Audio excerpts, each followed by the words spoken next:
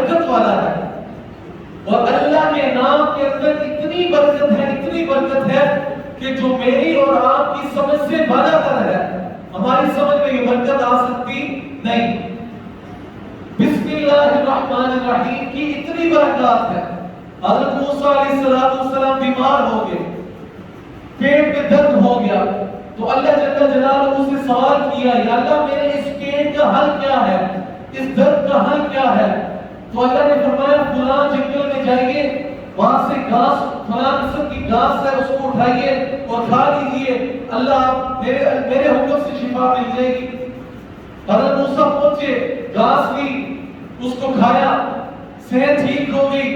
اس کے بعد کیا ہوا، کچھ عرصے کے بعد حضرت موسیٰ کو دوبارہ یہ تکلیف ہوئی، تو پھر بجائے اللہ سے سوال کرنے کے کہا کہ پہلے میں نے وہ گھاس کھائی تھی تو میرے پیٹ میں درد ٹھیک ہو گیا، ابھی میں جاتا ہوں وہ گھاس دیتا ہوں تو انشاءاللہ درد ٹھیک ہو جائے گا۔ وہاں پر پہنچے، گھاس کھائی، درد مزید بہتر ہونے کی مزید اور زیادہ ہو گیا، تو اللہ سے شکوہ کرنے لگے، اللہ یہ کیا ہوا؟ تو اللہ نے فرمایا کہ تجھے معلوم ہونا چاہیے کہ دنیا کی ہر چیز ایک زہر ہے، اور اس زہر کا تریاق میرے نام میں ہے۔ تو نے پہلے گھاس میرے نام کے ساتھ اور میری اجازت کے ساتھ کھائی تھی، اس لیے اس کے اندر شفا تھی۔ اب تو نے میری اجازت کے بغیر کھائی، میرے نام کے بغیر اس گھاس کو استعمال کیا، تو وہ بجائے تیرے لیے شفا میں درد زہر بن گئی۔ اگر تو میرا نام لے کر کھاتا تو تیرے لیے شفا بن جاتی، میری اجازت سے کھاتا تو شفا بن جاتی۔ اس لیے بسم اللہ الرحمن الرحیم، اللہ کے نام میں بہت ساری برکتیں ہیں۔ میں ان برکات کو بیان کرنا شروع کر دوں، وقت ختم ہو جائے گا، لیکن یہ برکات کا سلسلہ ختم نہیں ہو سکتا۔ بسم اللہ الرحمن الرحیم کی بہت ساری برکات ملتی ہیں، لیکن یاد رکھیے گا یہ برکات تب ہمیں ملے گی جب انسان کا یقین کامل ہوگا۔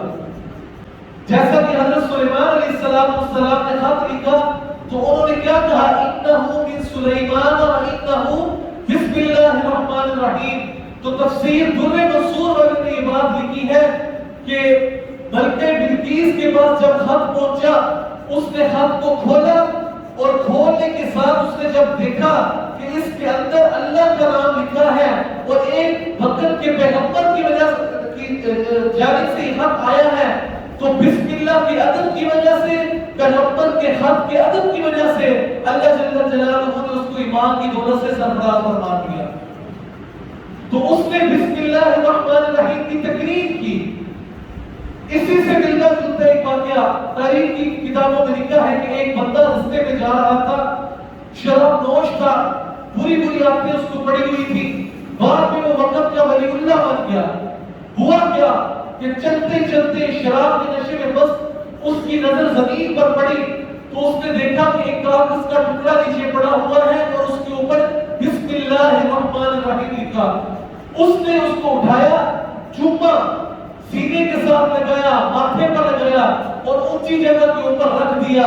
غیب سے آواز آئی، تم نے ہمارے نام کو بلند کر دیا، ہم تجھے بلند کر دیں گے۔ اور اس کی اللہ جل جلالہ نے کایا پلٹ دی، اور اس نے اپنی بقیہ ساری زندگی کو دین کے لیے وقف کر دیا۔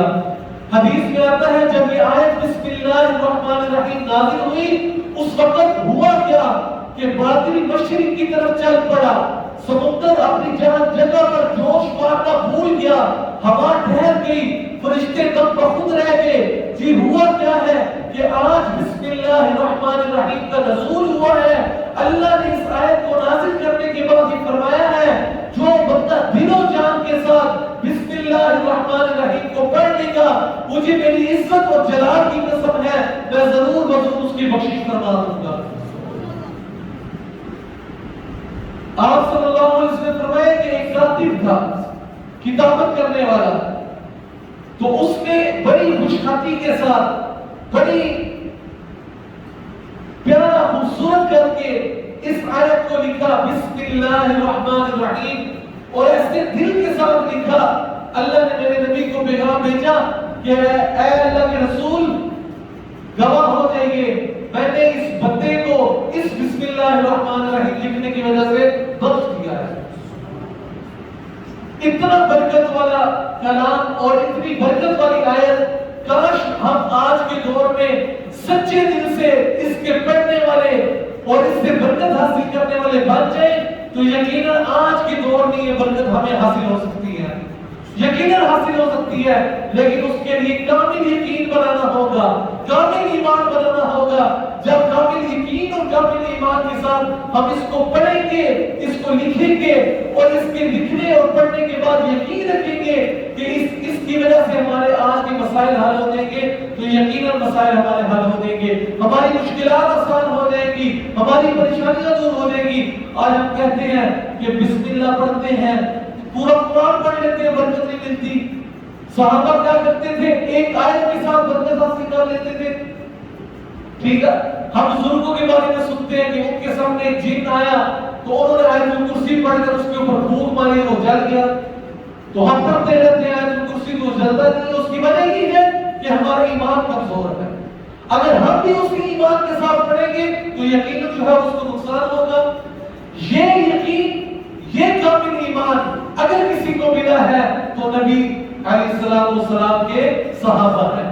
صحابہ کرام رضوان اللہ تعالی علیہم اجمعین کو ایسا کامل ایمان اور ایسا کامل یقین ملا کہ قیامت کی صبح تک ایسا کامل یقین اور ایمان کسی کو مل سکتا نہیں۔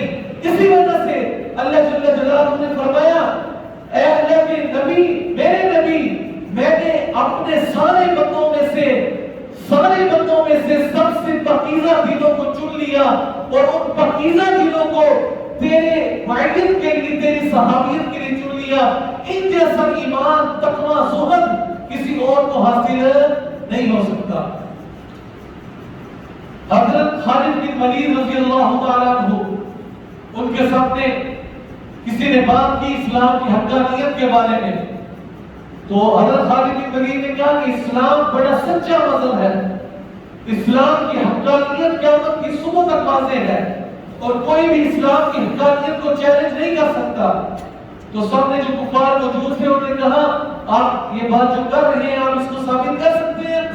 تو حضرت خالد بن ولید نے فرمایا کہ تم جو میرے ساتھ مطالبہ کرو گے میں اس مطالبے کو ضرور تمہارے سامنے قبول کروں گا، اپنا مطالبہ رکھو۔ انہوں نے کہا کہ یہ زہر کا پیالہ ہے، اگر اسلام سچا مذہب ہے آپ اس زہر کے پیالے کو پی لیں۔ حضرت خالد بن ولید رضی اللہ تعالیٰ کیسا ایمان تھا، سبحان اللہ، ایسا ایمان جو قیامت کی صبح تک کسی اور کو حاصل نہیں ہو سکتا۔ میرے نبی کے صحابہ جیسا، بولو بھائی، میرے نبی کے صحابہ جیسا کوئی نہیں ہو سکتا۔ میرے نبی نے فرمایا کہ اگر میرا ایک صحابی ایک مد نصف سا کے برابر گندم اللہ کے راستے میں خرچ کرے اور بعد میں آنے والا احد پہاڑ کے برابر اللہ کے راستے میں خرچ کرے، دونوں برابر نہیں ہو سکتے۔ یہ صحابہ، ٹھیک ہے، اور صحابہ کو اگر دیکھنا ہے تو قرآن کی آیات کو دیکھیں۔ اولئک هم المتقون، کون؟ اولئک هم المفلحون، کون؟ اولئک هم الراشدون، کون ہے؟ یہ تمغے کس کو دیے؟ رضی اللہ عنہم ورضوان، کس کو کہا؟ صحابہ کو کہا۔ آج ہم کیا کرتے ہیں؟ صحابہ کی غلطیاں تلاش کرتے ہیں، فلاں صحابی نے یہ کیا، فلاں صحابی سے یہ عمل ہو گیا۔